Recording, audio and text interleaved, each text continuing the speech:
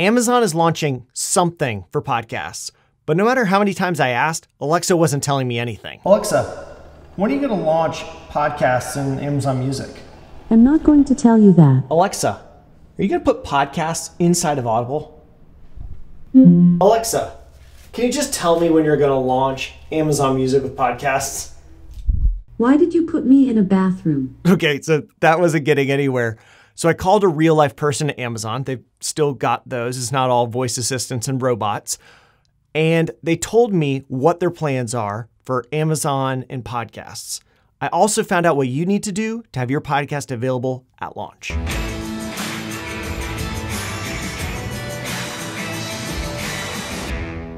So Amazon is including podcasts in two different services, Amazon Music and Audible. Let's start with what we know about Amazon Music.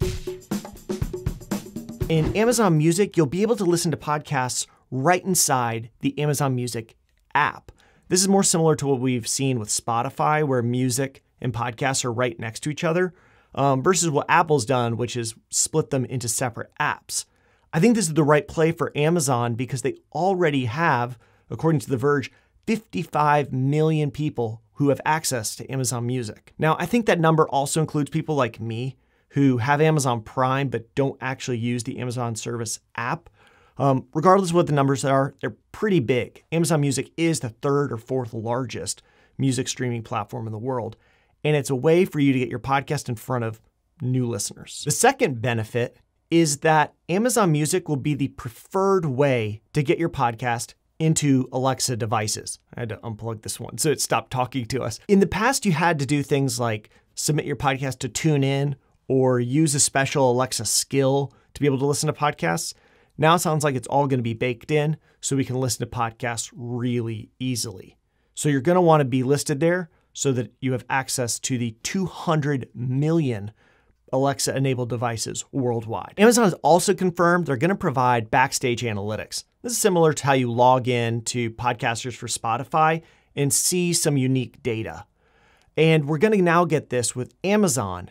And I don't think it's going to be the same as what we get from Apple, Spotify, and Google because of the heavy Alexa usage. We're finally going to get answers to some of our questions about how people are interacting with these voice assistant smart speaker things. Because we've heard a lot of theories over the past few years. Are people actually listening to the whole episode? Do people prefer shorter episodes? Are there some categories that actually perform well, like daily news, while some others really don't? We're finally going to get some hard data to start answering these questions so that we know what to do to make our podcast perform on the voice assistant smart speaker device things. Amazon is also going to include podcasts inside the Audible app. And Audible is the #1 audiobook platform, I almost said podcasts, in the world. And that's going to allow people to listen to podcasts right next to audiobooks and all the Audible original content. And this is great because if somebody's listening to Audible, they're used to listening to long form audio content. And that sounds a lot like podcasts. So now that it's all together, we're going to be exposing even more people to the new world of podcasting. Another way to get in front of even more listeners. So now let's talk about how we actually get our podcasts into these Amazon services. The first thing you need to know is it is a single submission process. You send your podcast to Amazon once, and you'll be included in both of their launches when they happen. So if you're on Buzzsprout, this is really easy. Just go to directories, scroll down to Amazon Music, click Get Listed, and submit your podcast. You're not going to hear anything back from Amazon immediately because none of these services are live as of the recording. But they have said if you send it now, it will be included at launch. If you're on another host, check with your hosting provider to see if they already have something like this set up. If they don't, or if you're self-hosting your podcast, it's not a big deal. I'm just going to drop this kind of scary looking URL into the description. You go there and go through the process of submitting your podcast. It takes a couple minutes to fill out the form. Just make sure you're careful so that they get all the right data. Now, one thing we notice is you don't get any sort of response saying your podcast has been accepted.